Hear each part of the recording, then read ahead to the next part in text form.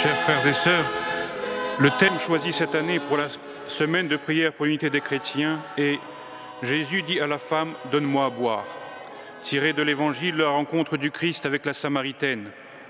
Cette femme, qui fait sa corvée d'eau, arrive au puits de Jacob pour y puiser de l'eau. Et le Christ, qui lui demandant à boire, lui propose en échange l'eau de la vie éternelle, la source d'eau jaillissante dont le Christ parle plus loin dans l'évangile de Saint Jean au chapitre 7. Évangile qui, dans la tradition orthodoxe, est lu le jour de la Pentecôte. Si quelqu'un a soif, qu'il vienne à moi et qu'il boive, celui qui croit en moi. Selon le mot de l'Écriture, de son sein couleront des fleuves d'eau vive. Et l'évangéliste d'expliquer, il parlait de l'Esprit que devaient recevoir ceux qui croient en lui. Mais l'évangile de la Samaritaine, qui est lu dans l'Église orthodoxe le 5e dimanche de Pâques, met cet événement en lien avec la résurrection du Christ, tout comme la liturgie romaine qui lit cet évangile à l'un des dimanches du Carême. Et nous voyons là le lien entre la résurrection et la Pentecôte, ces deux événements fondateurs de la vie de l'Église, de ces apôtres témoins de la résurrection du Christ qui reçoivent la grâce du Saint-Esprit le jour de la Pentecôte pour pouvoir aller prêcher au monde entier le royaume de Dieu.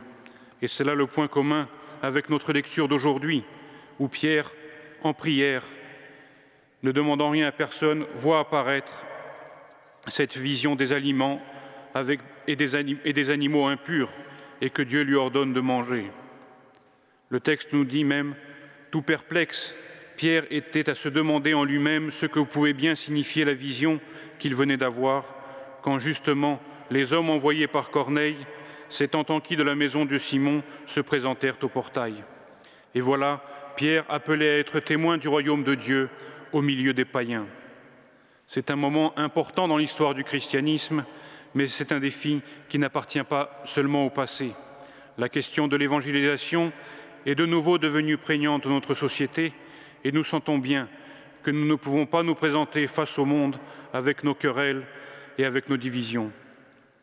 C'était déjà la motivation des pionniers du mouvement œcuménique il y a plus de 100 ans, qui sentaient déjà que nous ne pouvions pas apporter la bonne nouvelle du royaume de Dieu, la bonne nouvelle de l'amour infini de Dieu qui a donné son Fils unique, afin que quiconque croit en lui ne périsse mais ait la vie éternelle. Ce qui était vrai il y a 100 ans pour les pays de mission le devient aujourd'hui dans nos sociétés post-sécularisées. Et la crédibilité de notre foi et donc de notre message ne peut souffrir de nos divisions. Nous sommes appelés à répondre à l'ordre du Christ « Aimez-vous les uns les autres ». Dans ce passage, Saint Pierre se trouve devant un dilemme. Il reçoit de Dieu l'ordre de tuer et de manger des aliments considérés comme impurs, alors que, comme il le dit lui-même, « De ma vie, je n'ai rien mangé d'immonde ni d'impur ». Et la voix lui répond « Ce que Dieu a rendu pur, tu ne vas pas, toi, le déclarer immonde ». Cela doit nous encourager sur notre chemin à répondre à l'ordre du Christ, que tous soient un. Et cela, malgré les zélotes qui voient dans le mouvement œcuménique, dans les prières communes, une apostasie, n'acceptant pas que des chrétiens, enfants d'un même Père, récitent ne serait-ce que la prière reçue du Seigneur. Et que dire d'une prière commune plus conséquente, ou encore l'idée de se mettre ensemble à l'écoute de la parole de Dieu et d'accepter qu'un ministre d'une autre confession vienne la commenter. Mais le passage de l'Écriture que nous avons entendu aujourd'hui nous réconforte et nous encourage à avancer sur ce chemin de l'unité voulu par notre Seigneur et malgré nos divisions. L'amour de Dieu, non seulement celui qu'il répand si richement sur nous, mais également l'amour que nous avons pour lui, doit nous permettre d'aller à sa rencontre, comme lui est venu à la nôtre par sa glorieuse nativité. Alors, sûrs de cet amour, nous pourrons avancer avec foi pour dépasser nos divisions, non pas pour les ignorer, mais pour les dépasser, car nous sommes appelés à une mission bien supérieure que de défendre des points de vue théologiques. Souvenons-nous de cet adage faussement attribué à saint Augustin, mais que le pape Saint Jean XXIII fait sien dans sa première encyclique Ad Petri Cathedram.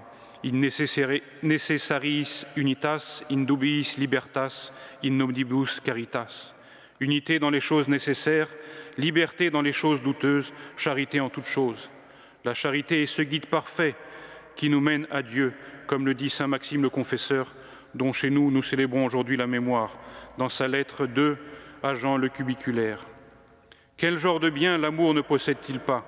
N'a-t-il pas la foi comme fondement premier des choses de la piété, donnant à qui la possède pleine garantie que Dieu est ainsi que les réalités divines, et cela mieux que l'œil, en jetant son regard sur les apparences du visible, n'en tire une opinion par ce qu'il voit. Ne possède-t-il pas l'espérance qui, grâce à lui, produit ce bien qui en est en réalité le fondement, en le tenant plus fermement que la main palpant la réalité de la matière? Et il continue avec l'humilité, la douceur, la pitié qui fait nôtre les malheurs des autres, la tempérance, la patience, la longanimité, la joie. Avant de conclure, et pour me résumer, l'amour est la fin de tous les biens en tant que menant vers Dieu, le sommet des biens, comme un guide fidèle et infaillible. Avec ce guide fidèle et infaillible, à l'image des Samaritains, qui, suite à l'annonce de la femme samaritaine, sortirent de la ville et se dirigèrent vers le Christ, nous aussi sortons et allons vers le Christ. Amen.